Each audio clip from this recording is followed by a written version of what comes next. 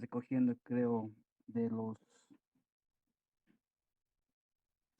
de los calqueños, creo que están recogiendo su ropa, porque creo que mañana es la preentrada, ¿verdad? Entonces deben estar ahí. Pero me comentaba Melissa que lo vas a grabar, ¿verdad? Melissa, ¿estás ahí, no? ¿O dónde estás, Melissa? Ahí estás, te vi. ¿Vas a grabar, no ve, Melissa, la clase?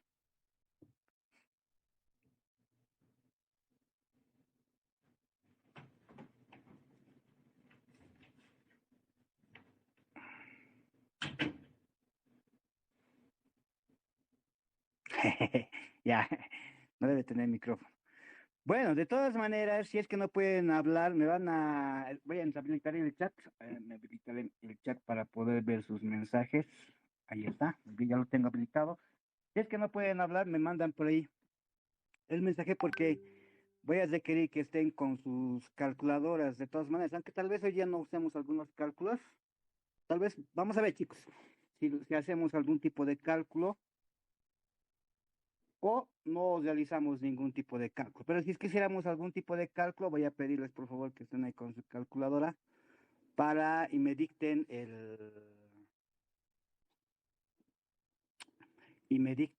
las respuestas. ¿Listos? Voy a pedirles juventud. Bueno, empezaremos con la clase.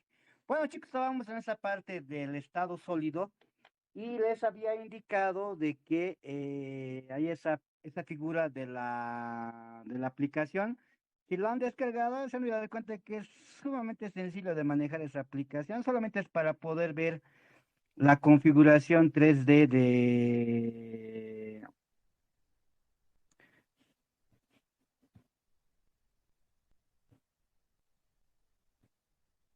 la configuración 3D de ¿dónde está? Aquí está el vivo. Entonces, solamente es para poder ver cómo está en 3D los sistemas, los distintos sistemas cristalinos que están repartidos en 14 redes de Bravais. Por ejemplo, ahorita en ese momento está indicando el sistema cristalino es el cúbico y la red de Bravais va a ser la primitiva, ¿no? Entonces podemos escoger el normal que está ya seleccionado o ponerlo con dos moléculas, ¿no? O aquí tenemos con cuatro moléculas distintas, porque también las sales, por ejemplo, sulfato de magnesio, nitrato de potasio, etcétera, pueden formar este tipo de redes, ¿no? Entonces hay que seleccionar cuál tipo de red está, por ejemplo, sea para el cloruro de sodio, por ejemplo, ¿no? Pero si estaría en un sistema cristalino primitivo. El cloruro de sodio, por ejemplo, no se encuentra en primitivo, sino centrado en las caras.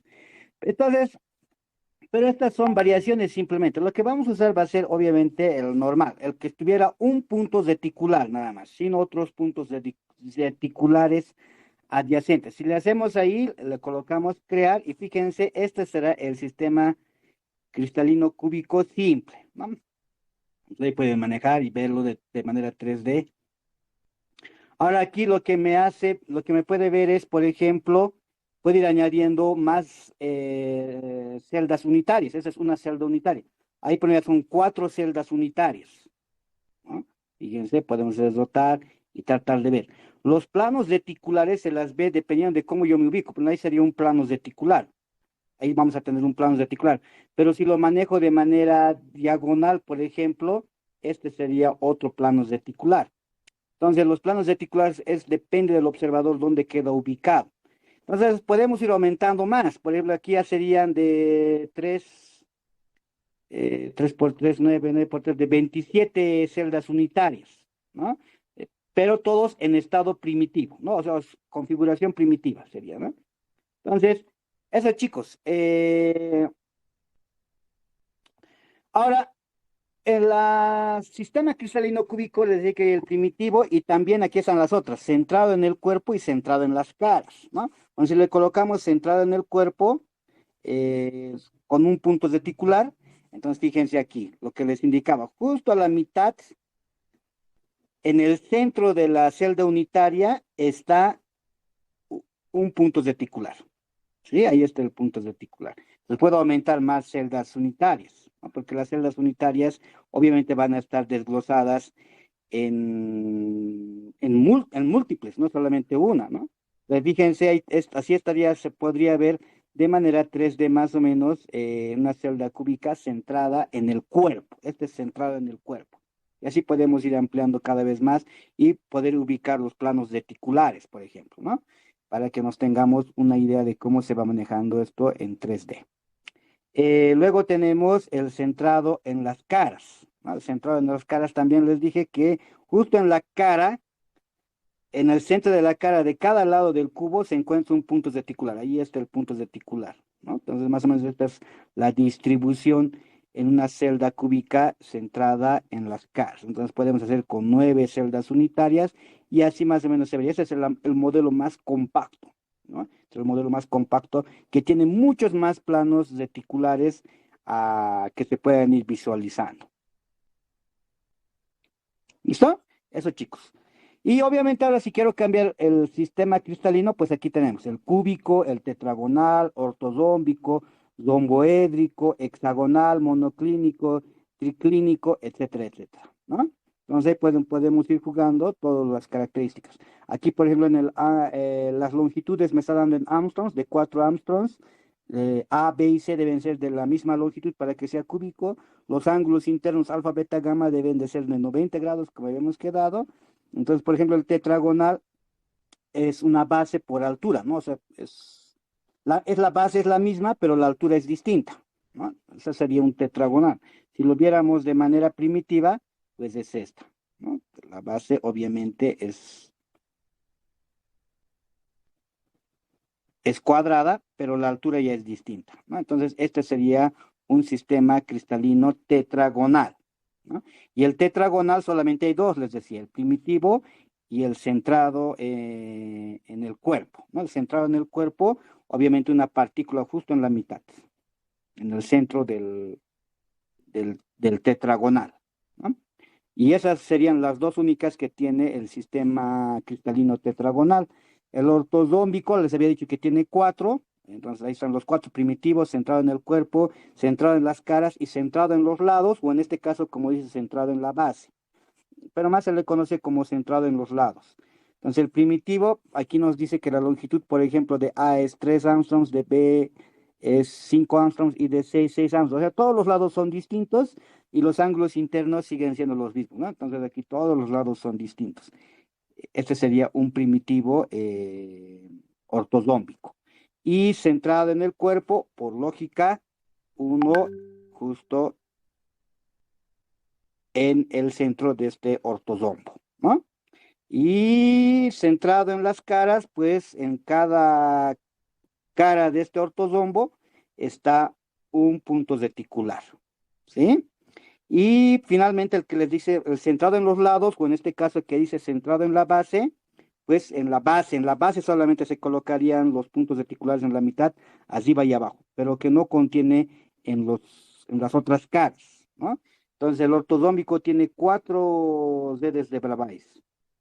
Así pronunciarían si fueran 8 celdas unitarias de manera ortodómbica, eh, eh, centrado en los lados, ¿no? Y ahí podríamos ir ubicando por los planos reticulares, ¿no?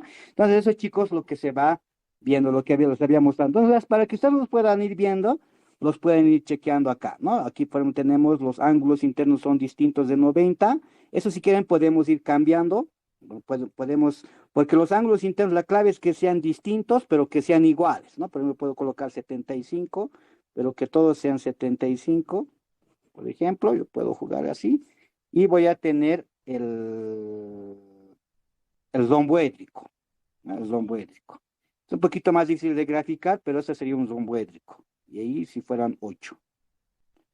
Entonces, todos los ángulos obviamente son iguales, pero distintos de 90, pero los lados son iguales también, ¿no? Entonces, ese sería un romboédrico que tenemos el primitivo y solamente el primitivo, y nada más que primitivo. El hexagonal también solo hay el primitivo, ¿no? Solamente primitivo y nada más que primitivo. Por ejemplo, acá me voy a mostrar solamente la tercera parte, porque les había dicho en el gráfico el día de ayer, que para que sea un hexágono hay que unir 3 de estas. Entonces podemos ir colocando 3 de estas. Nada más. Ahí podríamos ubicar un hexágono. Habría que ubicar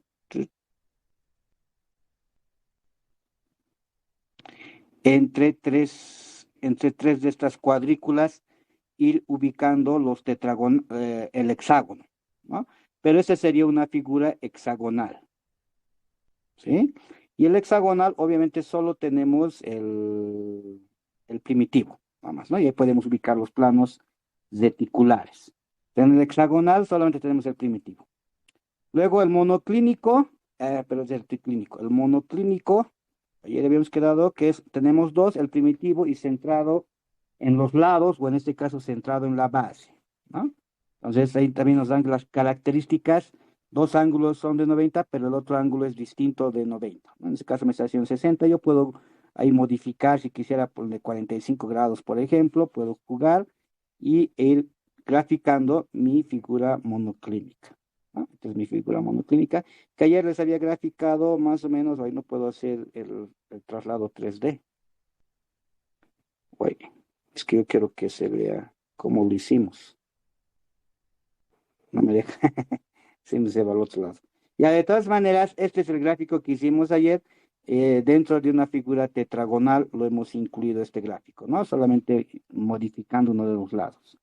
Eso también lo habíamos hecho ayer. Y tenemos el primitivo y el centrado en los lados o centrado en la base, ¿no? Solamente en la base habría, en los dos bases, un punto reticular. Y por último, ayer habíamos graficado el triclínico, todos los lados distintos, y todos los lados también son distintos entre sí, ¿no? El primitivo. Y entonces este sería un triclínico, que también solamente tenemos el primitivo, ¿no? Solamente tenemos la figura primitiva. Entonces, aquí, chicos, ustedes pueden ir jugando e ir viendo los distintos sistemas cristalinos, los 7 sistemas cristalinos agrupados en 14 redes de Bravais, ¿no? Para que puedan ir viendo más o menos de manera tridimensional cómo se logra observar. Eso, chicos, quería mostrarles, pero ustedes pueden ir jugando esto ¿dónde está ahora? Pueden ir jugando en...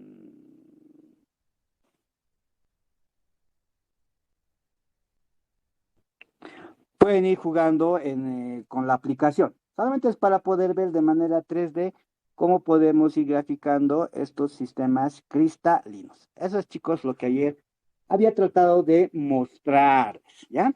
Pero con la aplicación ustedes ya lo podían ir jugando, ir viendo, familiarizándose con los distintos sistemas cristalinos. Bueno. Ahora veamos, ayer estábamos viendo las líneas reticulares, ahora trataremos de hacer los planos reticulares. ¿Listo? Vamos a hacer los planos reticulares de algunas figuras. ¿Listo? Y si logro colocar acá, a ver, permítanme esto, chicos, ojalá pueda tener a disposición y puedan ver los planos reticulares para hacer el análisis.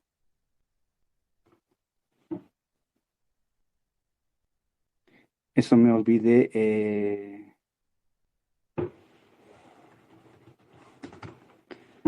Me olvidé buscar.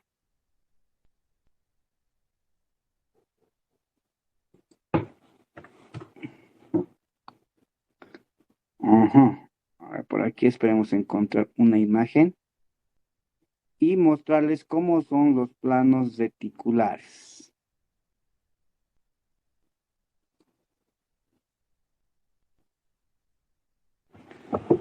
A ver, podemos hacer, yo creo, con este.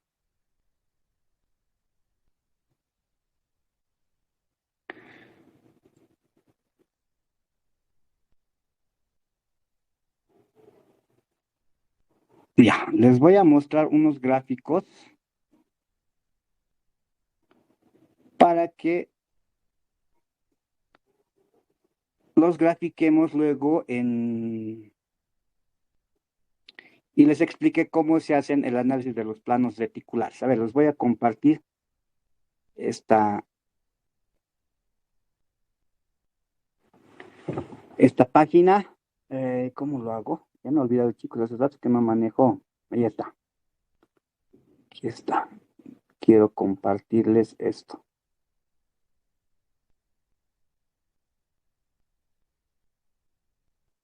Ahí está. Me asusté, ya no quería compartir. Bueno, juventud, ahí tienen los distintos planos reticulares que se pueden ir graficando en una celda unitaria, ¿ya? No lo vamos a hacer en una Z de celdas, ¿no? Sino lo vamos a hacer en una celda unitaria simplemente para poder hacer y poder entender un poco mejor el gráfico, ¿no? Por ejemplo, aquí tenemos el plano 100, aquí tenemos el plano 110, aquí tenemos estos dos son lo mismo, es el plano 100 porque esta es la cara delantera, por así decirlo, y esta sería la cara que estaría por detrás, ¿no? Esto sería hacia adelante y esto hacia atrás, por lo tanto sigue siendo el mismo plano reticular, con índices de Miller de 100. Entonces, el 110, esto sería de 200, este sería de 111 y esto sería de 211. Entonces, a ver, vamos a ir en base a estos gráficos, tratar de analizarlos.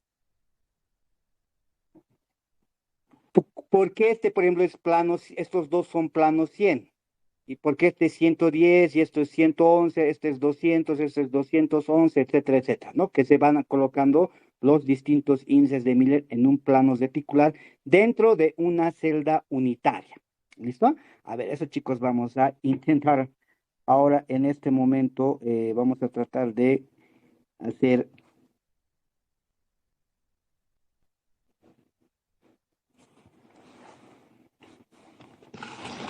Ahí, vamos a una pizarrita para poderles explicar cómo se hace este tipo de notación, esos gráficos que les he mostrado. Bueno, ya saben, ya les digo siempre, en teoría no soy bueno dibujando, pero vamos a tratarnos de imaginar. ¿Listo? A ver, vamos a dibujar una celda unitaria. Aquí tenemos la celda unitaria.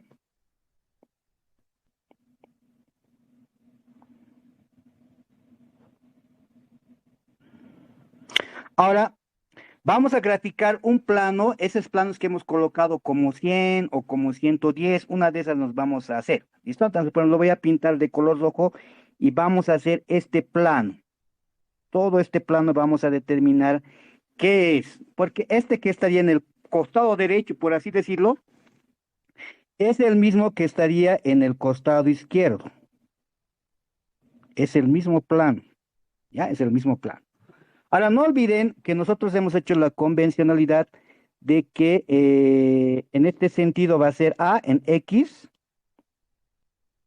en Y va a ser B y en Z va a ser C. No nos habíamos quedado convencionalmente. Otros los dotan, no hay problema si lo van dotando. Al final de cuentas, no olviden que los cubos no están ahí estáticos, ¿no? Igual van dotando. Entonces, todo depende del punto de observación. ¿Listo? Todo depende de eso. Nosotros vamos a asumir que así nuestra nomenclatura. Entonces, lo que hay que analizar es, para hallar el índice de Weiss,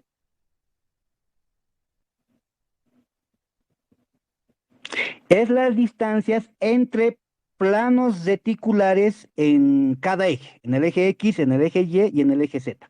Por ejemplo, en el eje X, entre este plano y este plano, en el eje X, ¿qué distancia habría entre un plano y otro plano? Pues en este caso habría una distancia A. Habría una distancia de 1A. Entonces sería 1A. Ahora, en el eje Y, que sería, lo voy a colocar por acá, en el eje Y, ¿qué distancia habría entre un plano reticular y otro plano reticular? En este caso, en el eje Y transcurre todo el plano reticular, por lo tanto, nunca habría una intersección entre dos planos reticulares en el eje Y. Por lo tanto, como ya le hemos colocado, eso se anota como infinito B, porque nunca va a haber la intersección entre dos planos reticulares en el eje Y. Y finalmente, el eje Z, que sería hacia arriba, eh, va a pasar lo mismo, porque también los planos reticulares, en este caso para esta celda unitaria, eh, no va a haber una distancia C, porque todo el plano reticular está transcurriendo a través de ese mismo plano. Por lo tanto, también va a ser infinito C, porque nunca va a haber una intersección entre dos planos reticulares en el eje C, o en el eje Z, perdón. Entonces sería infinito C. Estos serían los índices de Weiss. ¿Listo? Estos serían, chicos, los índices de Weiss. Ahora, ¿cómo lo volvemos como índice de Miller? Pues como hemos hecho el anterior, índice de Miller. Solamente debemos ser los recíprocos, ¿no? Entonces, este, por ejemplo, lo voy a dividir A entre 1A. Este lo voy a dividir B entre infinito B. Y esto lo voy a dividir C entre infinito C. Por lógica, como índices de Miller, aquí me va a salir A sobre 1A, me va a quedar obviamente 1, porque no olviden que A se va a simplificar. Y B entre B también se va a simplificar, y 1 sobre infinito, eso es 0, eso vale 0. C entre C también se va a simplificar, 1 entre infinito también es 0. Por lo tanto, ese plano que he dibujado y que estoy observando tendría como índice de Miller 100. Se tendría como índice de Miller 100.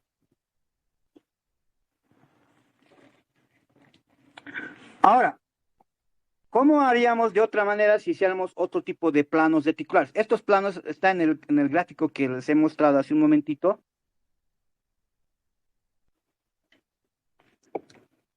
Es este mismo plano el que les he mostrado. ¿Listo? Solamente que de la página que les mostré no está en este orden porque ahorita estoy viendo su eje de coordenadas. Su eje de coordenadas en esa página está distinto. Por ejemplo, aquí está indicando que esto es A, que esto es B y que esto es C. Por eso, esto que he dibujado a los costados para él en realidad es hacia adelante, es que está rotado. Hay que hacer una rotación. Es como si estuviéramos rotado, ¿no?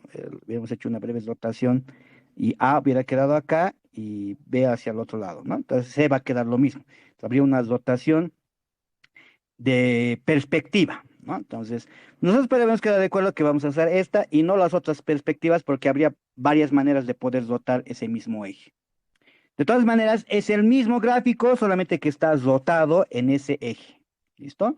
Manteniendo el eje Z y rotando X con Y. Por eso es que está saliendo lo que era derecho e izquierdo para nosotros. En la página está como delante y atrás, porque hay una breve rotación con respecto al eje Z. Eso, chicos. Ahora, por ejemplo, si yo hiciera lo siguiente, el siguiente gráfico, pero otra vez haremos una celda unitaria. Otra vez voy a dibujar dos planos reticulares. En este caso, podríamos hacer arriba y abajo, ¿no? Por el plano reticular que venga arriba y también que venga abajo. ¿Listo? Entonces, si quisiéramos hacer para este su índice de Weiss, haríamos el mismo análisis.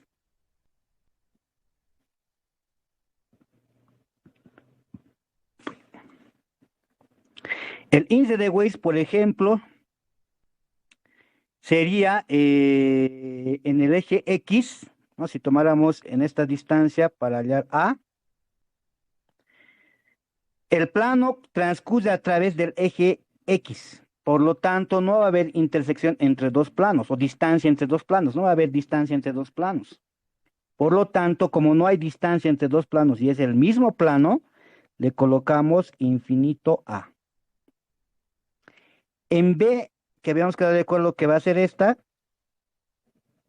va a pasar lo mismo, porque en B tampoco hay distancia entre dos planos, porque el plano también transcurre en el eje Y. Por eso no hay distancias entre dos planos, porque es el mismo plano. Entonces esto se colocaría como infinito B. Coma, finalmente en el eje Z, que en este caso es distancia C, sí habría distancia entre dos planos. Y la distancia obviamente sería 1C. porque es una unidad, una celda unitaria. Entonces le colocaríamos 1C. Entonces, como índices de Miller,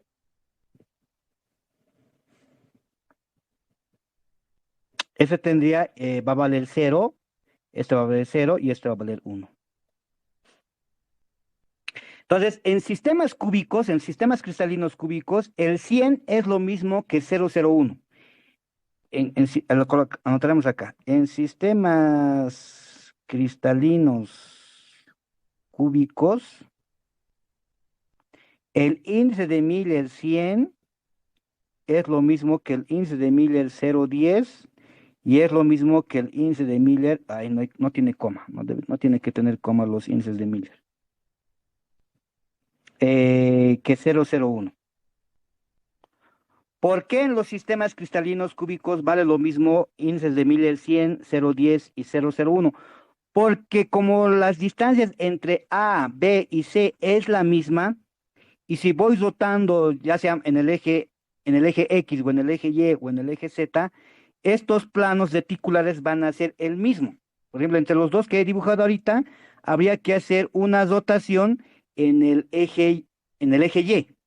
El eje Y lo mantenemos como eje y rotaríamos entre X y Z. Y vamos a tener, por lo tanto, que el índice de Miller 100 es lo mismo que el índice de Miller 001. Solo es válido para sistemas cristalinos cúbicos. Aunque también se podría tomar como misma analogía en los sistemas ortodómicos y tetragonales, pero bajo ciertas circunstancias, ¿ya? Esto preferentemente, pero en sistemas cristalinos cúbicos, 100 es lo mismo que 010 y que 001 en los planos reticulares. ¿Listo? Muy bien, eso sería, chicos, en cuanto a índices de Miller con planos así sencillitos. Pero podemos irnos complicando, porque no olviden que hemos visto en el dibujo que les he mandado, por ejemplo, el 110, ¿no? A ver, ¿cómo sería un plano reticular 110? A ver, vamos a imaginarnos por acá.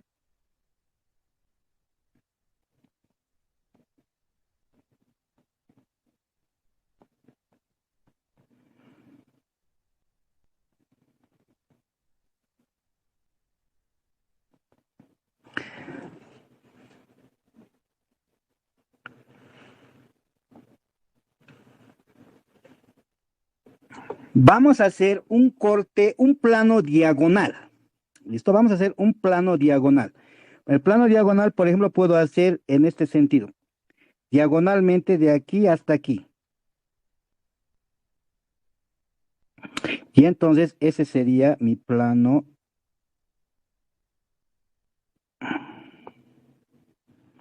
diagonal. Así más o menos. ¿Listo? Bueno, no soy buen dibujante, ya saben, imagínense. Pero hay un plano que está de manera diagonal en ese cubo.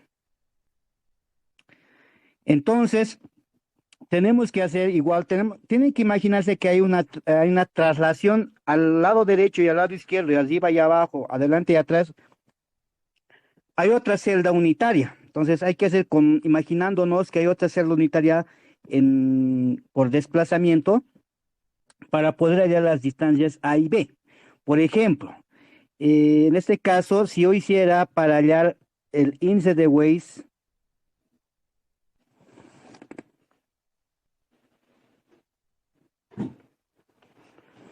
índice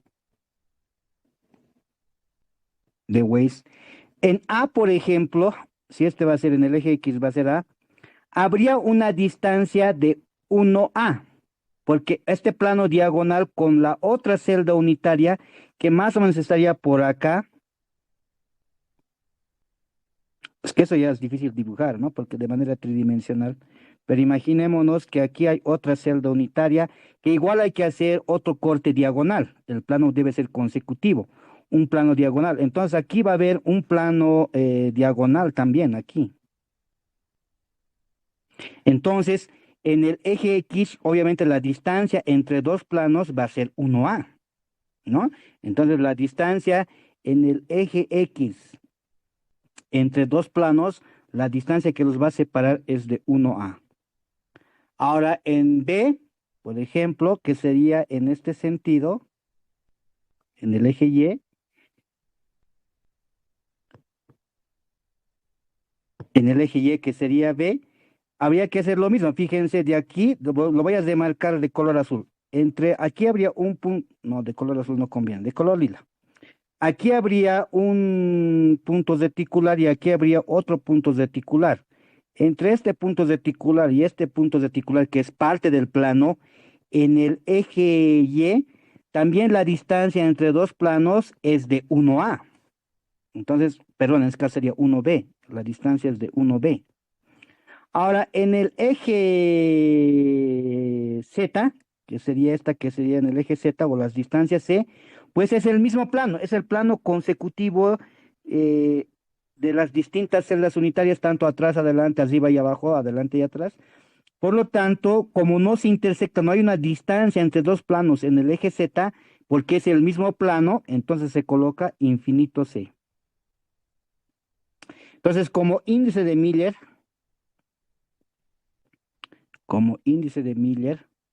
va a tener que ser 1A dividido entre 1A, obviamente va a ser 1, B entre 1B va a ser 1, y C entre infinito C, eso va a ser 0. Estas serían, por lo tanto, los planos 110. Y lo mismo, en sistemas cristalinos cúbicos, como el caso anterior que hemos hecho, en sistemas cristalinos cúbicos, los índices de Miller 110 es lo mismo que el sistema cristalino 101 y es lo mismo que el sistema cristalino con índice de Miller 011. Es la misma porque va a depender si dotamos en el eje X, en el eje Y o en el eje Z, como es un sistema cristalino cúbico, las distancias entre los planos por esos índices de Miller van a ser los mismos. Para nosotros sí hay que tener mucho cuidado porque las distancias A, B y C no van a ser las mismas, ¿no? A veces A es igual que B, pero no es igual que C. Entonces solamente podríamos dotar en C, porque A y B son los mismos. Solamente bajo ciertas circunstancias serían válidos en los otros sistemas, en el tetragonal, en el ortosómico. Pero en sistemas cristalinos cúbicos, los planos 110 es lo mismo que 101 y ese es lo mismo que 011. ¿Sí? Porque los cortes diagonales puedo hacer como he graficado acá, o puedo graficar, por ejemplo, a ver, se me va a ocurrir de otra manera hacer un plano diagonal en en este cubo imaginario. Voy a hacer el siguiente gráfico. Pero puedo cortar acá. Entonces ahí voy a tener un plano reticular en diagonal, obviamente, ¿no? Entonces, por ejemplo, si hiciéramos como índice de Weiss, ¿cuánto va a salir? Como índice, yo lo voy a colocar así simplemente, ya, esto va a ser índice de Weiss. En A, por ejemplo, la distancia que los separa es 1A, en X. En Y, que es estas distancias, en B es el mismo plano, por lo tanto es infinito B. Y en C, que es la distancia de acá, las distancias obviamente entre plano y plano es de 1C. Entonces, como índices de Miller, esto va a ser 1, 0, 1. ¿No? Entonces, ya les decía que 110 es lo mismo que 101, porque en sistemas cristalinos cúbicos solamente hay que dotar para que el plano reticular quede en ese sentido, ¿no? En este caso, lo hacemos una rotación breve y ya tendríamos este índice de Miller, que es lo mismo. En sistemas cristalinos cúbicos, ¿ya? Pero los demás sí hay que tener mucho cuidado, si es trigonal, eh, monoclínico. En estos hay que tener cuidado. Pero en los cúbicos es el mismo. Los índices, los índices de Miller que tengan el mismo valor numérico, no importa el orden, es el mismo para sistemas cristalinos cúbicos. Eso, chicos, ya de esa manera se van haciendo los gráficos de los planos reticulares. Ahora, ¿para qué me sirve esto de los planos reticulares? Porque gracias a esto, a los planos reticulares, se pueden calcular la separación entre planos. Entonces, podemos hacer un breve cálculo lo haremos con ese color, separación de los planos. Muy delgadito, ¿qué pasó? Ahí lo pondremos. Separación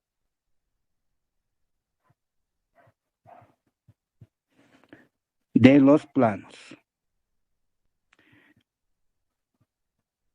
Una vez que hemos identificado las distancias A, B y C y haber determinado los índices de Miller, es posible determinar cuál es la distancia que separa entre un plano reticular y otro plano reticular.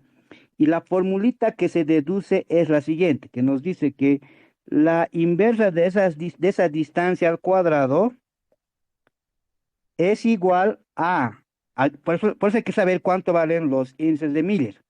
Aquí valdría h cuadrado sobre a cuadrado más k cuadrado sobre b cuadrado más l cuadrado sobre c cuadrado. Porque no olviden, chicos, que eso podemos hacer, ¿no? A, B y C es la distancia entre puntos reticulares.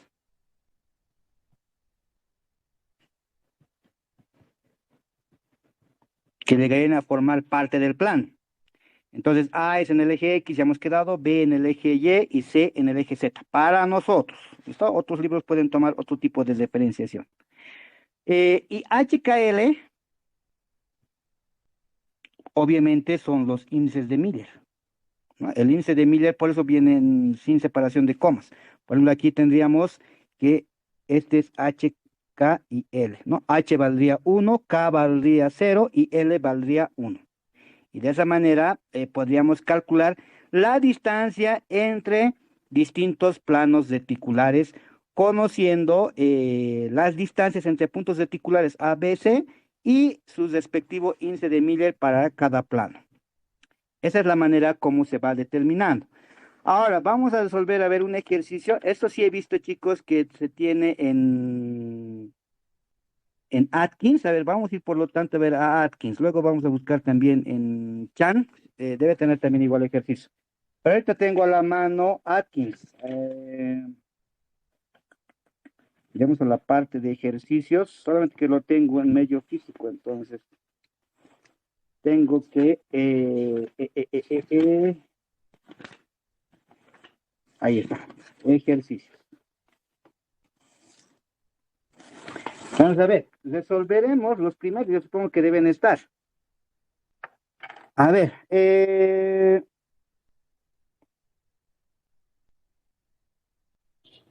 por ejemplo, miren, el 22, esto es en el capítulo 20 de Atkins, en el 22, por ejemplo, me dice, encuentre los índices de Miller de los planos que intersectan los ejes cristalográficos en las distancias 2A, 3B, 2C, por ejemplo. A ver, resolveremos eso. Este es el 20, el 22. Vamos a quedar de acuerdo que conmigo vamos a hacer los incisos A. 22A. Entonces dice, encuentre los índices de Miller de los planos que intersectan los ejes cristalográficos en las distancias, hasta lo que nos está dando esas distancias. No olviden que los índices de Weiss son las distancias o las distancias entre planos reticulares en cada eje, en eje X, Y y Z. Entonces, el índice de Weiss es lo que me está dando. Como índice de Weiss me dice que es 2A,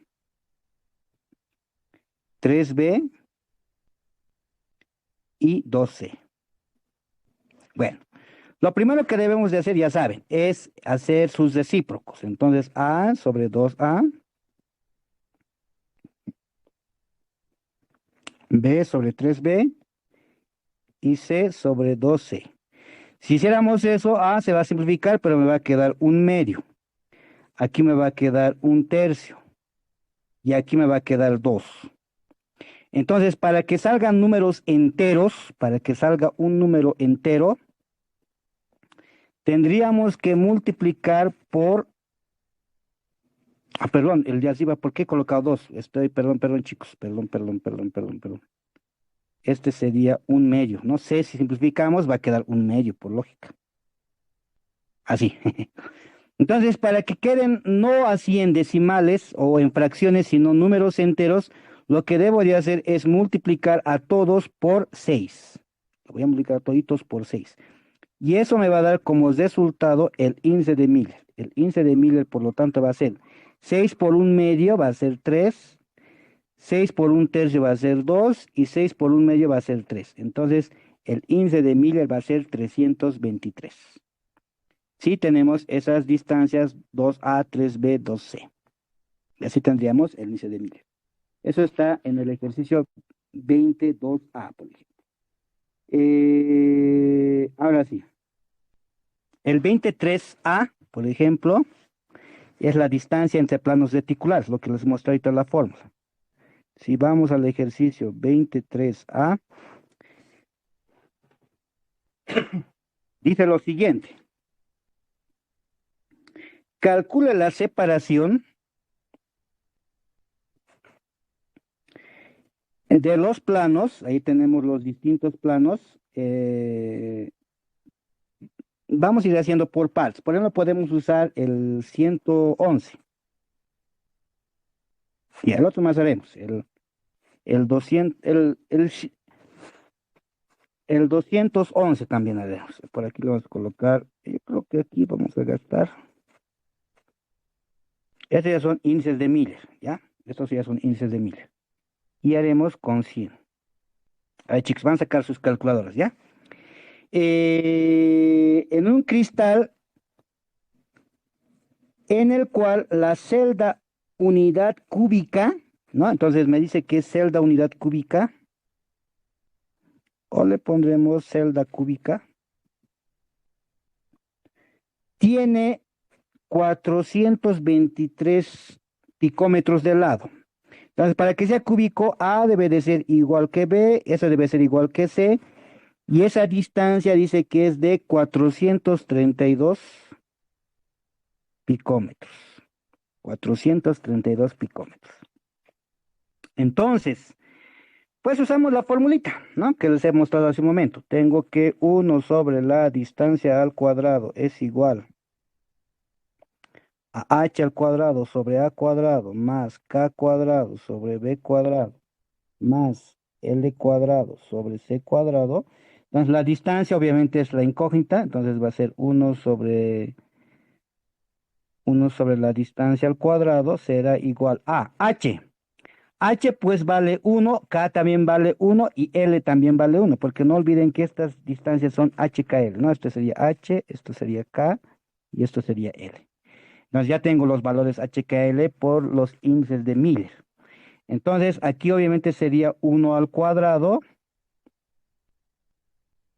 entre A, que también es de 432. No le voy a colocar los picómetros porque todo va a salir en picómetros. Más K también vale 1. También va a ser 432 picómetros al cuadrado. Más L también vale 1 al cuadrado sobre 432 picómetros al cuadrado. Si de aquí, chicos, despejan, la lógica me dice que la distancia debería de salirme también 432 picómetros. A ver, juventud, ustedes que tienen su calculadora a su lado, verifiquen y díganme si es cierto lo que estoy indicando o es falso. A ver, juventud, sus calculadoras.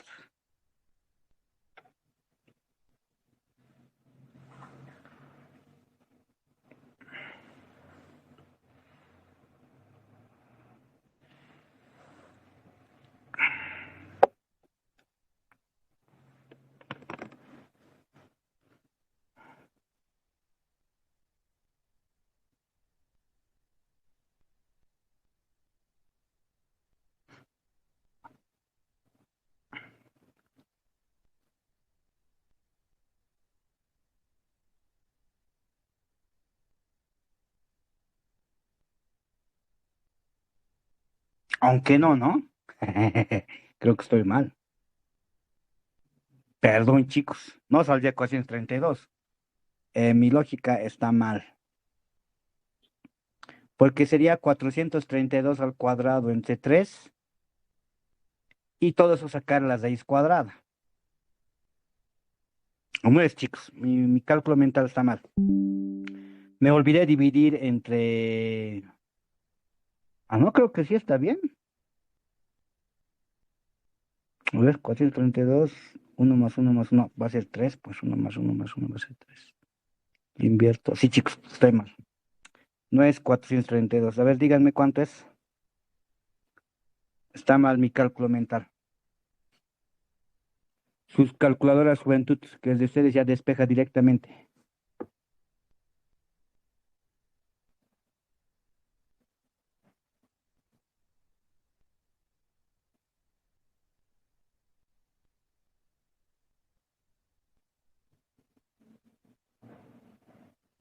No sé si estoy bien, doctor, pero a mí me sale 249,4. 249,4. Debe ser. ¿Qué dicen los demás? A ver. Alguien obtiene distinto que a su compañero que sacó 249,4.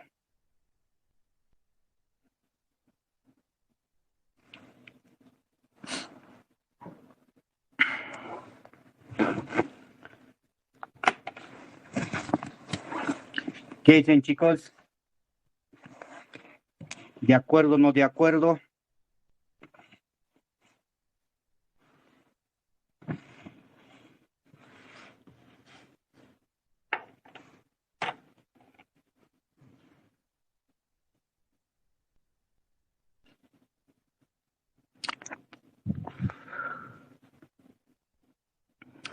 Chan dice 249 picómetros. Está bien, está bien. 249 picómetros, dice Chan.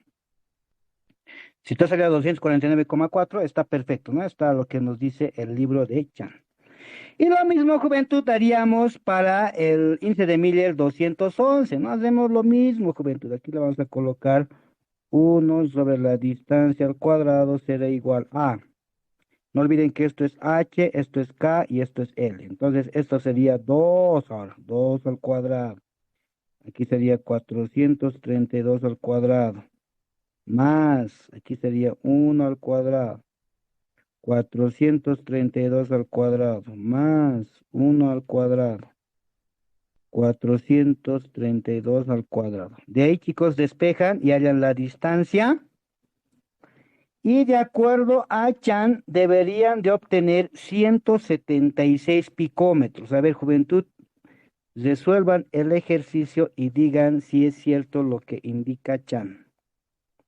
Chan, digo, Atkins. Estamos con Atkins, juventud. Es que como he estado manejando mucho tiempo ya, Chan, ya me había olvidado que tenemos Atkins. A ver, vamos a ver, chicos, si es Atkins lo que nos dice acá, que es 176 picómetros. A ver, verifiquen, ¿es correcto o es falso? Es correcto, doctor. Sí, doctor, es correcto. Muy bien, muy bien, muy bien. Entonces estamos bien. Y por último, aquí saldría eh, aquí sería 1 sobre distancia al cuadrado, sería igual a h vale 1 obviamente al cuadrado, 432 al cuadrado más 0 al cuadrado, 432 al cuadrado más 0 al cuadrado sobre 432 al cuadrado. En este caso sí sale 432, haciendo el cálculo mental. Te voy a mirar, Chan, también qué dice. A ver, ¿dónde estás, Chan? Sí, Chan también indica 432, ¿no? Por lógica, es que esos ceros lo van a anular todo, ¿no? Esos ceros lo quitan todo. 0 al cuadrado, 0, entre cualquier número va a ser 0, por lo tanto la distancia va a tener que ser la misma que 432. ¿Verdad? ¿O estoy mal? Sí, doctor, sabe lo mismo. Muy bien, Alan. Muy bien, muy bien.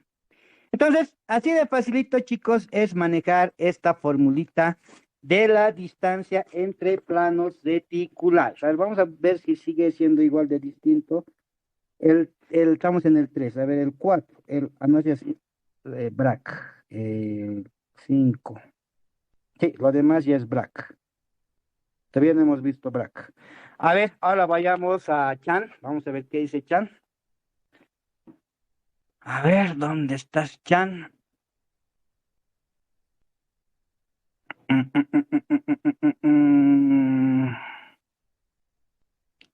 Chan, chan, chan, chan, chan, chan, chan, chan. No quiere, Chan. Es muy lento. Por aquí deberían ser los ejercicios. A ver. 21 con los... Igual también directo va Bragg. Las ecuaciones de la ley de Bragg. Ya, todo haremos con la ecuación de la ley de Bragg entonces. No, esto no tiene índices de Miller. Chan no tiene nada con índices de Miller, ni distancias, ni nada. Así es que no vamos a poder contar esa parte con Chan.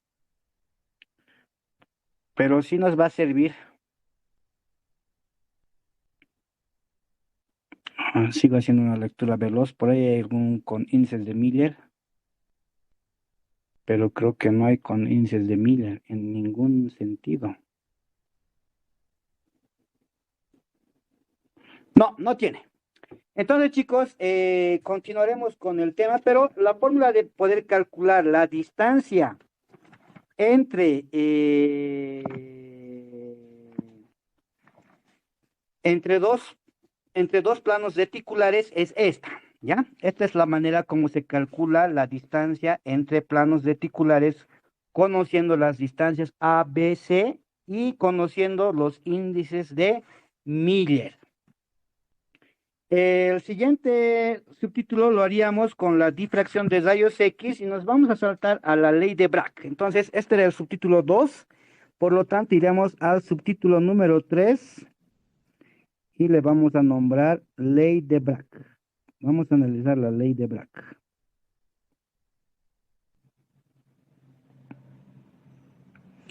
Bueno, la ley de Bragg, chicos,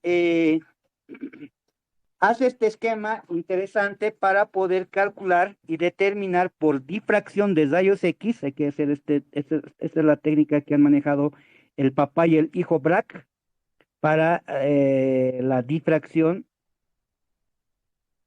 de rayos X. Bueno, para que ocurra el proceso de difracción, la longitud de onda del espectro electromagnético debe de ser lo más cercano posible a las distancias entre los puntos reticulares. ¿Ya? Entonces, se ha visto que las distancias, al menos para estado sólido, en partículas, ya sean átomos, moléculas, iones, macromoléculas, las distancias entre un punto reticular y otro punto reticular normalmente se mide en picómetros, justamente como lo que hemos hecho en el ejercicio anterior, ¿no? El 23, el 22, que están medidas en picómetros. Entonces, normalmente la distancia entre dos puntos reticulares, si son, por ejemplo, metales, están normalmente en picómetros. Ahora, si son macromoléculas, la distancia entre esos dos normalmente se puede llegar a medir hasta nanómetros, ¿ya? O sea, se puede medir en nanómetros o picómetros, dependiendo. Y como manera alternativa, manejar el Armstrong. Se puede manejar en Armstrongs, en picómetros o nanómetros la distancia entre dos puntos reticulares, ¿no? Si los puntos reticulares son muy finitos, como de los metales, por ejemplo, podríamos medirlo en picómetros. Pero si son de macromoléculas, que son moléculas muy gigantes, habría que medirlos en nanómetros. Y en ese rango de picómetros a nanómetros, justamente están los rayos X. O sea, si yo hago incidir un haz luminoso, no sé, ultravioleta, digamos, no se va a difractar. No va a haber procesos de difracción en estado sólido. ¿Listo? Ni si mando otro tipo de longitudes de onda. La longitud de onda que se ha visto que puede generar este fenómeno físico de difracción es los rayos X, porque los rayos X se pueden medir en Armstrongs, en nanómetros o en picómetros. Por eso es que los rayos X ha servido bastante para poder dilucidar las estructuras 3D de los materiales en estado sólido. Ahora, las difracciones pueden ser con fenómeno positivo o con fenómeno negativo. A ver, trataremos de hacer el gráfico. Esto siempre yo también me chacreo, chicos. No soy muy bueno para dibujar, Pero si digamos tuviéramos acá una longitud de onda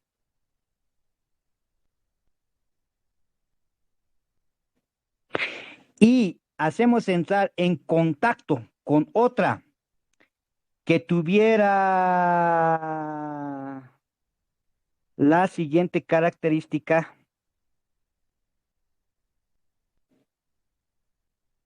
eso es lo que no puedo. Por ejemplo, así, en este caso, si estas dos los unimos en el mismo espacio, o sea, en un mismo espacio colocamos la longitud de onda que está verde y la longitud de onda que está negra, por difracción se van a consumir entre ellos y puede generar longitudes de onda con amplitud muy bajita. Entonces, este sería un proceso de difracción de forma negativa, porque se van a neutralizar entre ellas, ¿no? ¿Por qué? Porque, por ejemplo, en este caso del verde, si aquí está en hon- la parte más honda de la longitud de onda, pero la negra en ese mismo punto está en la parte más alta. Entonces, eso significa que entre estas dos se van a ir neutralizando, de tal manera que la amplitud, que no olviden que la amplitud es la distancia entre pico y cresta, ¿no? Entre valle y cresta, esa distancia se llama amplitud. Entonces, la amplitud puede ir disminuyendo y tener longitudes de onda así como la que dibujaba hacia azul, porque ya van a ser amplitudes tan cortitas que se habrán neutralizado entre ambas. Este fenómeno no me interesa porque cuando la amplitud es muy bajita, no se puede captar, ¿listo? No se puede observar por algún medio, ¿listo? Pero las difracciones positivas serían al revés, en otras palabras, que coincidan armónicamente una con la otra. Pues me da flojera, chicos, hacer otra hoja. Así es que lo voy a borrar esto. Este negro lo voy a borrar. Y voy a hacer ahora que tengan justo la misma posición entre ambos.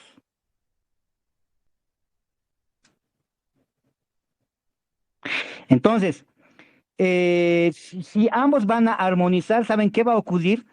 Cuando los coloquemos en el mismo espacio, las dos longitudes de onda, por el proceso de difracción, estas se van a tener un efecto positivo y se va a ampliar su amplitud, va a ser mucho más grande.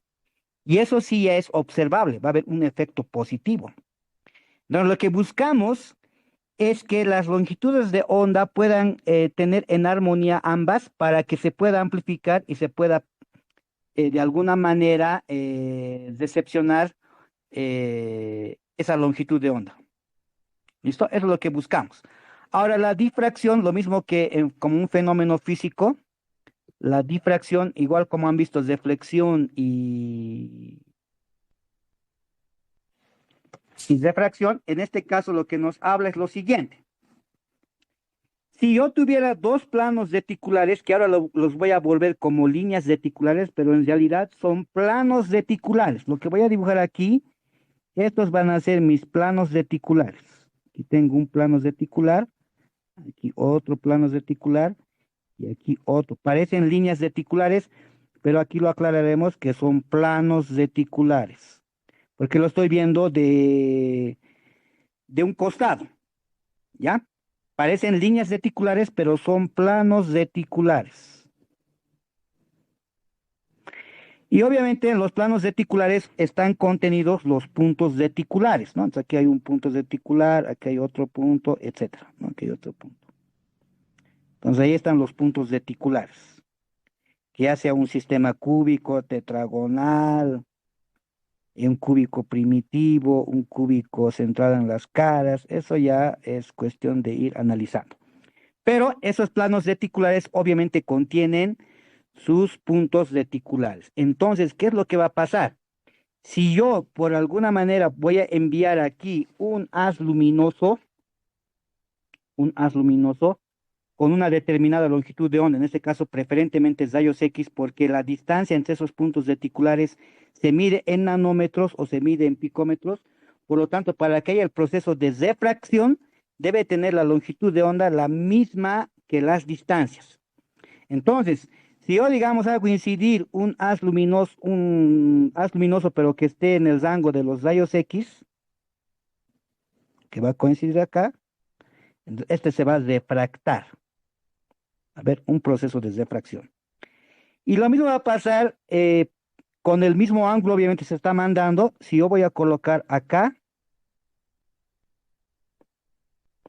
esa también se va a refractar con la misma longitud de onda. Entonces, de acuerdo al principio físico, si este va a ser el ángulo de refracción, obviamente se va a refractar con el mismo ángulo tita. Entonces aquí va a ser la misma y aquí obviamente también va a ser la misma, ¿no? Este va a ser el mismo ángulo tita. Con el ángulo de incidencia también va a ser el mismo ángulo de refracción, ¿no? Ahora, lo que aquí hay que jugar es lo siguiente. ¿Cuánto es la distancia entre los planos reticulares? La distancia entre este plano reticular y este plano reticular lo hemos calculado ya con la anterior fórmula y es una distancia d, ¿no? Con estas, con la separación. Este estamos colocando. Esa, la distancia entre los planos reticulares. Entonces, eso significa que la separación entre este plano reticular y el otro plano reticular hay una distancia d. ¿Ya? Hay una distancia d. Entonces, eso significa que de este punto reticular a este otro punto reticular, la distancia es d. Entonces, lo que hace es el siguiente truco geométrico, claro, geométricamente hay que analizar. Vamos a formar dos triángulos. Aquí voy a formar un triángulo y aquí también otro triángulo rectángulo. Para que sea un triángulo rectángulo, no olviden que este debe de ser un ángulo de 90. Este también debe de ser un ángulo de 90. ¿Ya? Ahora, ¿dónde se va a repetir por estos cortes en geometría el ángulo tita? El ángulo con la que está llegando a los planos reticulares los rayos X. Pues se va a repetir acá. Aquí se va a repetir el ángulo tita. Ahí se va a repetir. Entonces, si solamente dibujáramos, ese triangulito, lo que tendríamos es lo siguiente.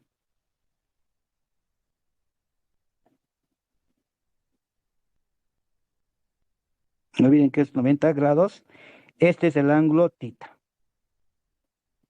Y esta es una distancia d, porque es la distancia entre los planos reticulares en la cual ha incidido los rayos X. ¿Listo? Esa es la distancia entre los planos reticulares. Mi ángulo tita no sale muy bien. A ver, otra vez. Ay. Mejor lo haremos más grande, ¿no? Para que se pueda ver mejor. Lo voy a dibujar más grande, así. Ya. No olviden que esto debe de ser un ángulo de 90 grados. Este es el ángulo tita. Y esta es la distancia d. La hipotenusa, por lo tanto, vale una distancia d. Ahora nosotros podemos colocar acá valores arbitrarios. Aquí le puedo poner, por ejemplo, el valor de A. Aquí le puedo poner el valor de B. Y aquí le puedo poner el valor de D. Porque el otro triángulo también se va a repetir de esa misma manera. Si hacemos el triángulo que he dibujado arriba, lo vamos a hacer mucho más grande. Entonces aquí más o menos va a venir así. ¿No? No olviden que esto es 90 grados. Y a este punto, a esto le voy a llamar C. Entonces, lo que nosotros queremos, estimada juventud, es que en la distancia AB, obviamente va a ser igual que la distancia AC, por similitud de BC, perdón. AB va a ser lo mismo que la distancia BC. Por lógica, ¿no ve? La distancia de este punto a este punto AB es lo mismo que la distancia de B a C, por similitud de triángulos, por lógica. Ahora, lo que queremos es que en esta distancia AB y BC debe de haber número de ondas enteras. O sea, la onda debe de ser entera. No puede ser mitad ni fraccionado, porque si hacemos mitad o fraccionado, lo he borrado. Pero el anterior, para que la amplitud quede disminuida, es que ha habido las longitudes de onda se han sobrelapado y se han neutralizado entre ellas. La única manera de poder tener esta amplitud es que las longitudes de onda coincidan en la misma distancia. Si digamos este es A y este es B, en el otro también debe de haber la misma cantidad de longitud de onda, de B a C. Si ese era A y ese era B, entonces aquí tendría que ser también uay, de B a C. La única manera que se puede obtener es que entren la misma cantidad de longitudes de onda, pero de manera entera. O sea, en A y B debe de entrar n longitudes de onda. Pero n debe de ser un número entero. Un número entero. No puede ser fraccionario, porque si va a ser fraccionario, esa amplitud va a quedar disminuido por el proceso de, se van a neutralizar entre ambas longitudes de onda. Entonces debe de ser una cantidad n alfa. Entonces, por similitud de triángulos, yo puedo decir que la distancia AB por senos, si hiciéramos la función trigonométrica seno, por ejemplo, si hiciéramos seno de tita, no olvidemos que seno de tita es el cateto opuesto sobre la hipotenusa. ¿No ven? Recuerden, chicos, lo que han visto en física. El seno es el cateto opuesto sobre la hipotenusa. Entonces, el seno de tita, en este caso del ángulo de refracción, será igual a. ¿Cuál es el coseno opuesto? Pues la distancia AB. Y la hipotenusa es la distancia entre los planos reticulares. En otras palabras, la distancia AB debe de ser igual a la distancia entre los planos reticulares por el seno de tita. Ahora, la longitud neta de la trayectoria de los rayos debe de ser en números enteros. Eso significa que la distancia entre A, B más la distancia BC, donde van a entrar las longitudes de onda, van a ser igual a 2 veces la distancia por el seno del ángulo, por lógica, ¿no? Porque en el otro lado del triángulo, el seno de tita va a ser BC sobre la distancia, ¿no? Entonces, si voy a la sumatoria de ambas distancias AB y BC, va a ser, por lo tanto, al doble de las distancias entre los planos reticulares por el seno del ángulo de difracción. Y en esta distancia AB y B más C, debe de entrar las reflexiones de acuerdo al grado y de acuerdo al número entero de las longitudes de onda. Ahí deben entrar una cierta cantidad de número de longitudes de onda. Entonces, en ese lugar, en esa distancia AB más BC, debe de entrar n longitudes de onda. Debe de ser igual, por lo tanto, a 2 veces la distancia por el seno del ángulo de difracción. Esta es la ecuación de Bragg. Esa es la ecuación de Bragg. Normalmente a n se le conoce como el orden de refracción. ¿Ya? N se conoce como orden de refracción. Si en el enunciado no se dice nada, o sea, no nos dice qué orden de refracción es, se asume que n vale 1. Y ya. ¿No? D, no olviden que es la distancia, eso lo anotaremos, pero D es la distancia entre planos reticulares. Y tita es el ángulo de incidencia de los rayos X. Listo. Esta es la famosísima ecuación de Bragg, chicos. ¿Listo? Entonces, por eso es que en algunos textos, como ya se asume directamente que n vale 1, le colocan directamente longitud de onda es igual a 2 veces la distancia por el seno del ángulo de difracción. Y listo. Queda reducido a esto.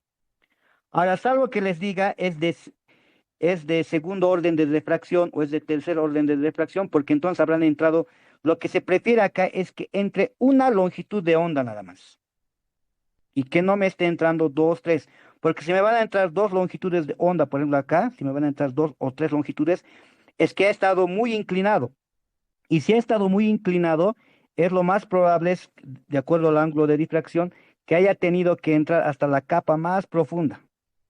Solamente así podrían entrar en esta distancia, de aquí hasta acá, muchas longitudes de onda.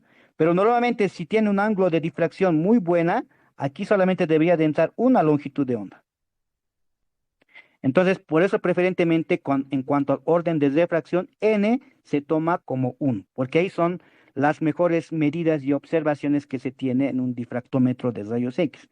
Porque si son de segundo orden, como han entrado a capas muy profundas, porque ahorita tendría que haber entrado hasta esta capa, hasta más adentro, hasta la tercera, cuarta capa, la refracción, por lo tanto, ya se ve más tenue, perdón, ya no tan finito. Pero en la primera capa sí se va a ver claramente los puntos de difracción. Entonces, por eso preferentemente n se toma como 1, salvo que les digan lo contrario en el enunciado del ejercicio. Entonces, podemos ir combinando, de acuerdo a esto, ya que tenemos la otra formulita, la distancia entre planos reticulares. Entonces, hay algunos que hacen una combinación entre estas fórmulas. Este es A. Entre estas fórmulas.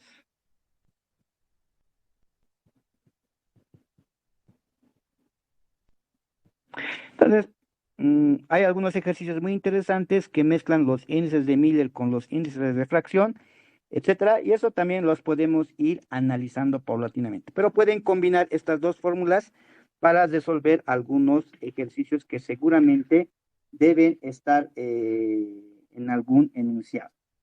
Ahora, lo interesante de estas líneas de difracción por la ley de Bragg, por ejemplo, se ha estudiado muy interesantemente con las celdas cúbicas. Esto preferentemente, este estudio es para sistemas cristalinos cúbicos, ¿ya? Nos anotaremos acá, es para sistemas cristalinos cúbicos, ya. Como hemos visto, existen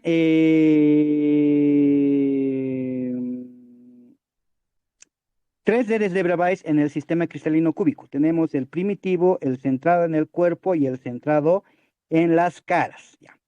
El primitivo o el simple, ¿no?, que hemos colocado el SCC o el primitivo, como quieran verlo, se ha visto que como índices de Miller se puede tener todas las variables posibles en cuanto a los índices de Miller, ¿ya?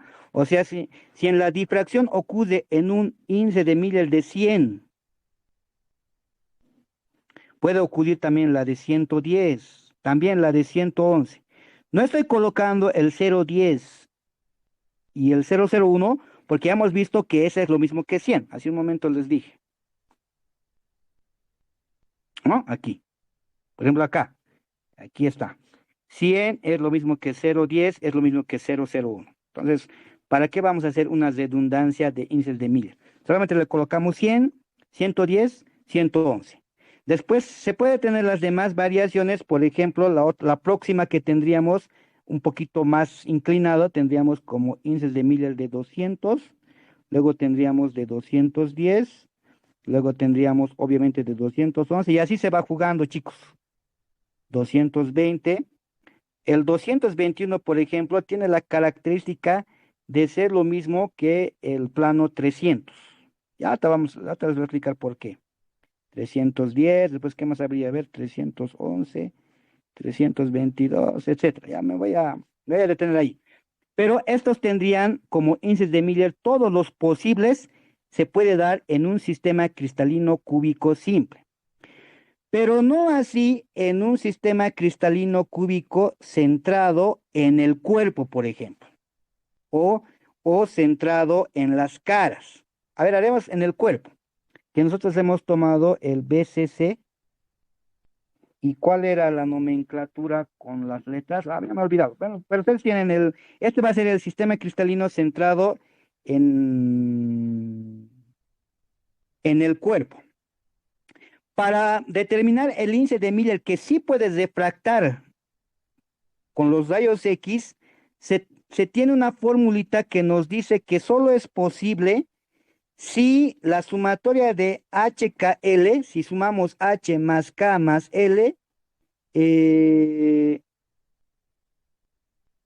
nos da par, ¿ya? O sea, la sumatoria de H más K más L tiene que salir par. ¿Dónde anotamos eso? Aquí anotaremos. La sumatoria del índice de Miller, H. Ay, K estoy colocando. Estoy diciendo H y sigo anotando K. Ya, ahora sí. H más K más L debe de salir par. Eso significa que 100, por ejemplo, si sumo 1 más 0 es 1 y eso es impar. Por lo tanto, los planos reticulares 100 no se difractan en un sistema cristalino cúbico BCC, pero sí se difracta el 110. ¿Por qué? Porque si sumo 1 más 0, eso me da un número par. ¿Listo? Por ejemplo, el 111 no se difracta. Porque el 111, si sumo 1 más 1 es 3, eso es impar. Por lo tanto, no difracta en un sistema cristalino cúbico centrado en el cuerpo, ¿ya? El 200, por lógica, sí. El 210, no. El 211, sí. El 220 también. El 221 o el 300, que es lo mismo, no. El 310, sí. El 311 no, el 322 no. Entonces, solamente en algunos planos reticulares específicos puede difractar si el sistema cristalino cúbico es centrado en el cuerpo. A diferencia del primitivo, que puede difractar en cualquier posición que se le coloque, ¿no? De tal manera que se puedan ver los planos 100, 110, 111, 200, 210, 211, 220, etcétera. Podemos llegar hasta el número enésimo. ¿Listo? Ahora, el centrado en el cuerpo, el FCC, la regla me dice que si el sistema cristalino cúbico es centrado en el cuerpo, todos los valores de índices de Miller, tanto H, K, L, deben de ser par o impar. ¿Ya? O sea, a ver cómo podemos hacer eso. Los valores H, K y L o es par o es impar, pero todos. ¿Qué significa eso? Por ejemplo, el 0 se toma como par, ¿listo? El 0 vamos a tomar como par. El plano 100 sería impar, par, par. No entra en esa regla, porque no son todos impares ni son todos pares. El 110 tampoco, porque es impar, impar, par. O sea, no son todos impares. Pero el 111 es impar, impar, impar. Eso sí entra en la categoría. Por lo tanto, sí puede difractar planos 111 si es centrado en las caras.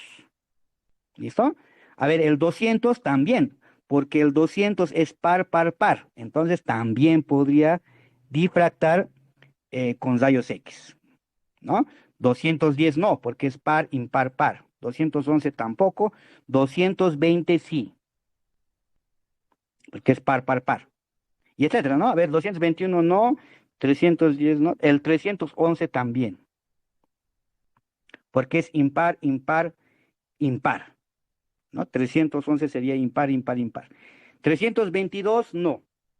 Y así podemos tener varios planos reticulares con sus respectivos índices de Miller, HKL, y dependiendo el sistema cristalino cúbico, en qué sistema está, si es simple, si es centrado en el cuerpo, centrado en las caras, podemos ir diferenciando.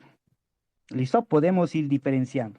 Y para esto hay pues la técnica, ya les decía, de los rayos X. ¿Ya? Esta técnica es muy, muy interesante.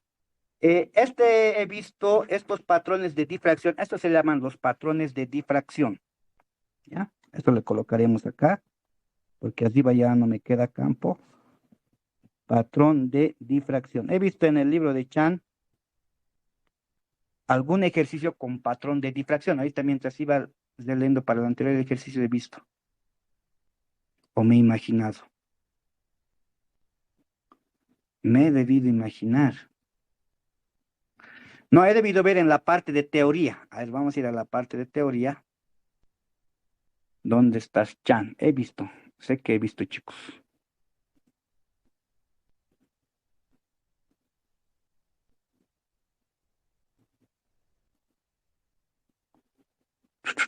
Ahí está. En la página de Chan, si vamos a la página 839. En la página 839, ahí van a ver los patrones de difracción. Hay que medir las distancias de un punto origen e ir identificando los distintos planos, ¿no? Entonces, mediante distancias, podemos ir midiendo y ir determinando si el plano es 111, si es 200, 220, 311. Y dependiendo de ese patrón de difracción, podemos decir si es centrado en las caras o es centrado en el cuerpo, ¿no? Por ejemplo, han hecho en la página 839, ahí se tienen los ángulos de difracción, los distintos ángulos de difracción, y gracias a esos ángulos de difracción se miden los patrones de difracción y con eso se han hallado los índices de Miller, y con esos datos de índices de Miller se ha podido determinar qué tipo de sistema cristalino cúbico es. Si es simple, centrado en el cuerpo o centrado en las caras. El sistema cristalino cúbico es el más sencillo de manejar geométricamente, porque el ortosómico, el tetragonal, el monoclínico, ya que tienen distintos ángulos, es un dolor de cabeza manejarlos al menos geométricamente. Los que son sencillitos son los sistemas cristalinos cúbicos. Por eso solamente también nos vamos a dedicar a este.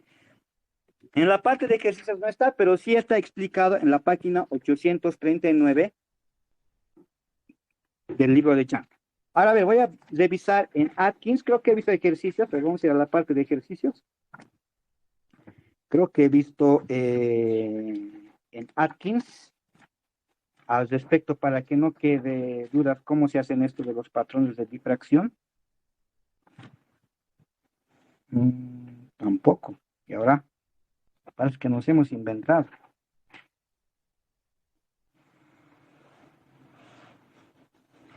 Y no hay. Necesitamos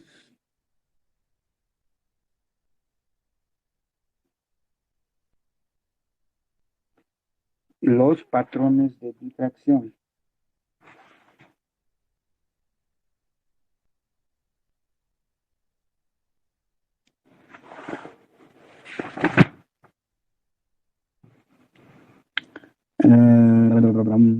Y ahora, sé que he visto, estoy buscando, chicos, a ver un ratito. Aquí está. A ver, podemos resolver el 2010. A ver, resolveremos el 2010. A ver, vayamos al ejercicio 2010 para entender cómo se hacen este tipo de ejercicios.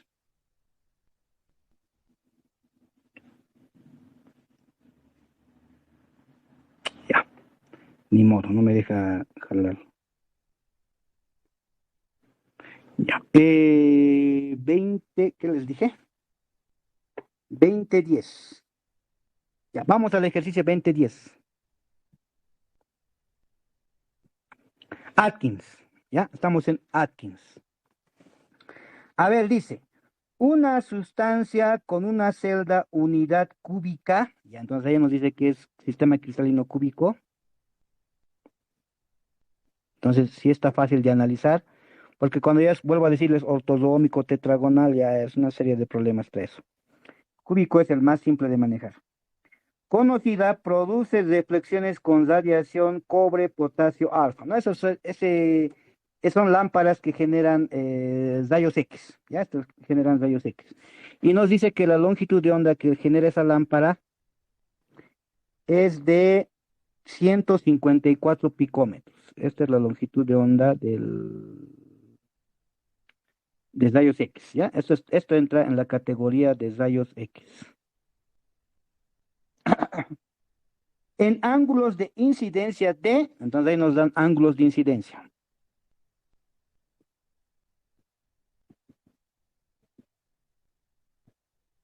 Los ángulos de incidencia son 19,4 grados,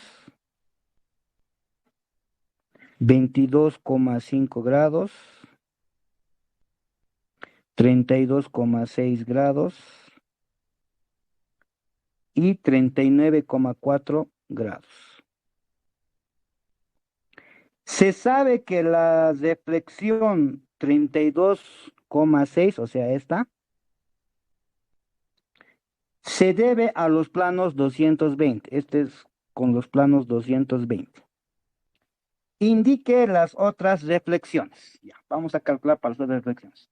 Entonces, para eso, chicos, nos vamos a hacer una tablita para poder determinar si es un sistema cristalino cúbico simple, centrado en el cuerpo o centrado en las caras, ¿no? Pues obviamente hay que hacer un basido por todos los ángulos para ver a qué ángulos se forman esto, porque lo que queremos es que se amplifique, que haya esta amplificación. Entonces hay que hacer un basido de todos los ángulos, ¿no? Desde 0 grados hasta 90 grados hay que hacer un basido y se van midiendo a qué ángulos respectivamente han generado los máximos patrones de difracción. Entonces, en ese caso, los máximos patrones de difracción se han obtenido a 19,4, 22,5, 32,6 y 39,4 grados. Entonces, lo primero que vamos a hacer para hacer los datos de la difracción, para medir los patrones de difracción, lo primero que vamos a medirnos son los ángulos de difracción. Aquí nos vamos a hacer una tablita, ¿no? Aquí vamos a colocar los ángulos de difracción. Luego, a esos ángulos de difracción le vamos a aplicar el seno cuadrado del ángulo, del respectivo ángulo tita, del ángulo de difracción o del ángulo de incidencia de difracción. Y luego, este valorcito de lo que vamos a hallar del seno cuadrado de alfa, de tita, perdón, lo vamos a dividir entre el menor valor. Esto es como hallar la fórmula, en química han debido ver para determinar las fórmulas empíricas y las fórmulas moleculares reales. Y entonces, cuando les dan los porcentajes de carbono, hidrógeno, oxígeno, ¿qué es lo primero que hacen? Lo dividen entre el peso molecular o el peso atómico. Y este valorcito que han hallado deben dividirlo a toditos entre el menor valor. Aquí se hace lo mismo.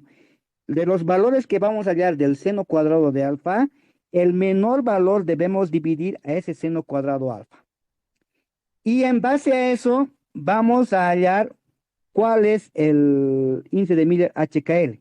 Y ese HKL se halla de la siguiente manera. Ese seno cuadrado de alfa, que no es nada más ni nada menos que H cuadrado más K cuadrado más L. ¿Ya? Hacia, ¿dónde me noté eso? Aquí me notaré. Ese valorcito que vamos a hallar, ese seno cuadrado de tita dividido entre un valor X, entre el menor valor X, este valor representa a los índices de Miller en sumatoria elevados al cuadrado, o sea, H cuadrado más K cuadrado más L cuadrado.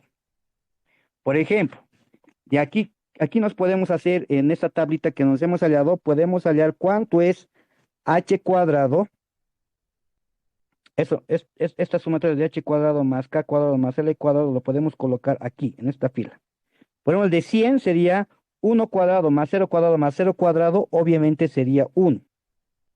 Y el otro, 1 cuadrado más 1 cuadrado, obviamente serían 2. 1 cuadrado más 1 cuadrado más 1 cuadrado, obviamente serían 3. ¿No? Pero ahora aquí va a cambiar.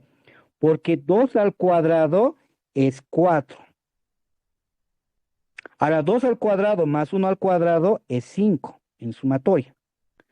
2 al cuadrado más 1 cuadrado más 1 cuadrado, eso es 6. Por eso va en orden decreciente. Por eso es que no el 211 no le coloco aquí, por ejemplo, porque a mí me gusta que ahí esté el 211. No, sino es que esta sumatoria de h cuadrado más k cuadrado más l cuadrado debe de ir en orden descendente. Por eso es que va esos planos en ese orden en específico, ¿ya? El 220 sería 2 al cuadrado más 2 al cuadrado, 4 más 4, 8. O sea, el 7 no existe.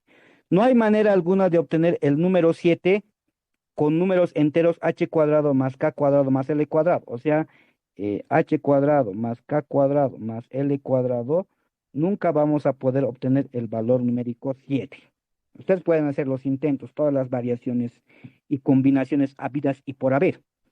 Ahora aquí, por ejemplo, este 2, el 221 sería 2 cuadrado más 2 cuadrado más 1 cuadrado, eso sería 9, que es lo mismo que 300, porque 300 es 3 cuadrado más 0 cuadrado más 0 cuadrado, que es 9 también. Por eso es que se coloca en la misma categoría el índice de Miller el 221 que el 300, ¿no? El 310 sería 10, el 311 sería 9, 10, 11. Aquí serían 8, 8 más 9, 17. Seguramente los demás valores, el 12, el 13, el 14, el 15, el 16, no se pueden obtener bajo ninguna combinación posible teniendo el h cuadrado más k cuadrado más l cuadrado. Se debe de hacer en ese orden precisamente, correlativo. Y si sigue saliendo valores más grandes, pues hay que seguir construyendo estos HKLs. ¿Listo? A ver. Entonces pasaremos los datos. Aquí tenemos de 19,4 grados, 22,5 grados, 32,6 grados y 39,4 grados. Muy bien, chicos. Calculadora, por favor. ¿Cuánto es el seno cuadrado de 19,4?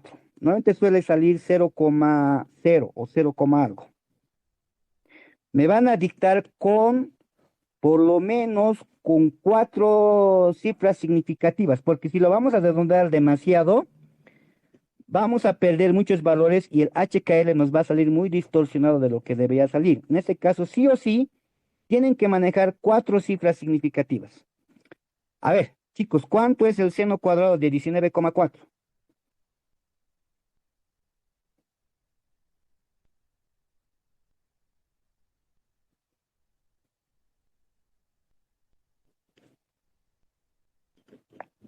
Si no pueden hablar por micrófono, mensaje. Y los que han resuelto, díctenme.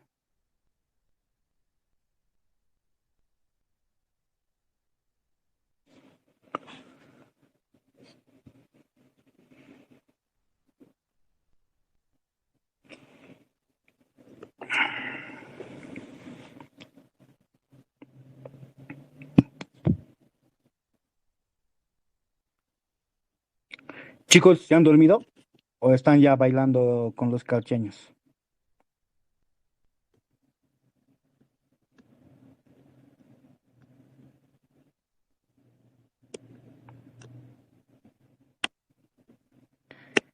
Chicos, juventud.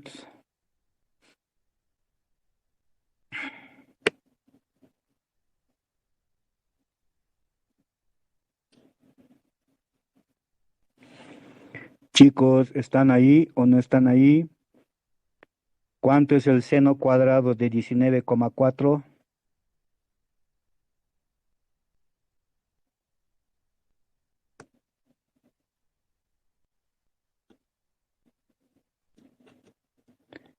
Creo que se fueron a bailar. Y ahora, ¿cómo vamos a resolver, juventud?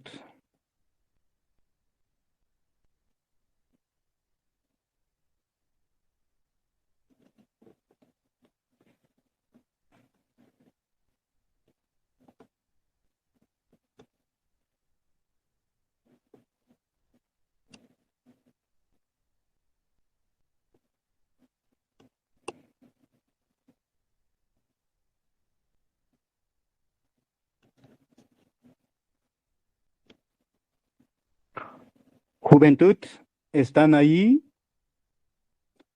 ¿Están bailando? ¿Están dormidos? Me sale 0,1103. Ok, hay uno que no está dormido. Daniela no está dormido. Muy bien. 0,1103. Haz lo mismo para seno cuadrado de 22,5. 0,1464. Muy bien. Para 32,6. 0,2903. Y para 39,4. 0,4029. Muy bien. Ahora lo que les decía es que ese seno cuadrado debemos dividir entre el menor valor posible que hemos hallado. En este caso, entre 0,1103. Obviamente, si yo divido 0,1103 entre 0,1103, por lógica voy a obtener 1. Pero ¿cuánto sería 0,1464 dividido entre 0,1103? 1, algo, ¿no? ¿Cuánto saldría esa división? 1,33. 1,33. Entonces debe ser 1,3333 debe ser. Bueno, es con 4 decimales. No, está bien, ya no me lo dejaremos. Es que ya hemos perdido más antes, pero debe ser 1,3333 debe ser. 0,2903 entre 0,1103.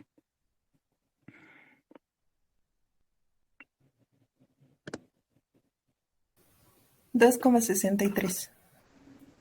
Ya, le vamos a poner 2,66 debe ser igual. Le vamos a poner 2,66. Y 0,4029 entre 0,1103. 3,65. Ya, igual vamos a poner 3,66. Entonces, aquí la pregunta es, para que estos números sean enteros, porque no olviden que esto es h cuadrado más k cuadrado más l cuadrado, son números enteros, y tengamos números enteros, ¿por qué número tendríamos que multiplicar para tener puros valores enteros? Pareciera ser que sería por 3. A ver, 266 por 3, ¿cuánto es? Hazme ese cálculo. 7,98. Podemos redondear. Entonces, el valor, obviamente podemos hacer por 10, por 100, por 1000, multiplicar. Tiene que ser el menor valor posible que debemos de multiplicar para que nos salga un número entero. Entonces, pareciera ser que es el 3. Vamos a verificar si es el 3. A toditos, pero tenemos que multiplicar por 3. Si hiciéramos así, 1 por 3 obviamente es 3. 1,33 por 3 será pues 4. ¿Cuánto es 1,33 por 3? 3,99. Bien, lo vamos a poner como 4. Eso lo ponemos ya como 4. 266 por 3.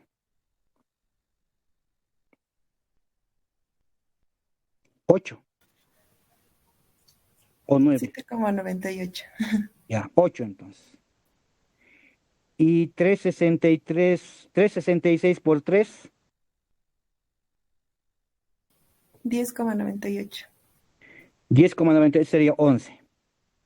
Entonces, una vez que hemos hallado esos números, vamos y verificamos qué HKL es, ¿no? Por ejemplo, el 3, aquí está el 3, fíjense, aquí está el 3. Ay, no quiero leer, ¿por qué? Pero aquí tenemos el 3. Ahí está el 3. El 3, por ejemplo, HKL es 111. 4 es 200.